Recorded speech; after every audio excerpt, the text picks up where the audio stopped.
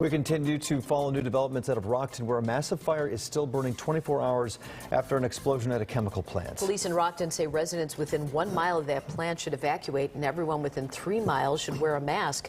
Fire officials had been content to let the fire burn itself out, fearing that chemicals could spill into the Rock River. But this morning, firefighters are pouring water on the flames.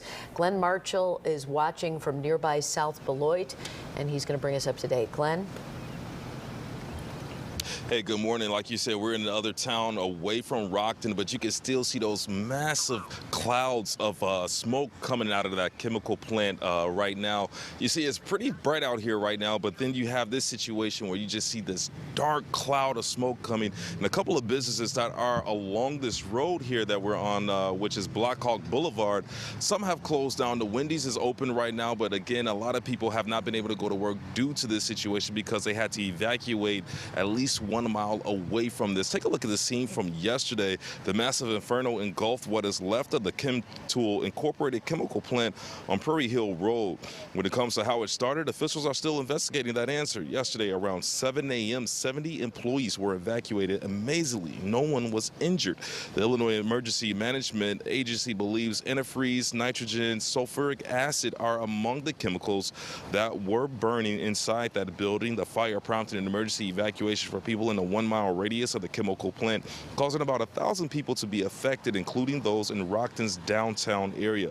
Officials are recommending those who are within 3 miles of the plant to wear face coverings when outside. Governor J.B. Pritzker has activated the state's emergency response plan, sending multiple agencies to help those in need. But as you can imagine, seeing this up close was a frightening situation for some of the residents who live near the chemical plant. Jason Decker, a Rockton resident, told us he heard multiple explosions and then saw the flames.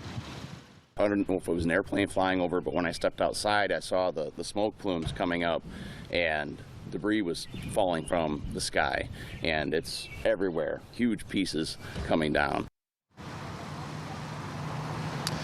And then the officials out here are telling people that have evacuated that they can head over to the Roscoe Middle School. They will have people there that can help them out in need, whatever that they need to get through this situation, because as of right now, these smoke and the flames are still billowing out of that building. They don't know exactly when that can stop. Some officials are saying it'll take days before the flames are completely out. Of course, we'll be here to keep you updated as we receive more information, but for now, we're live in South Beloit. I'm Glenn Marshall, WGN News.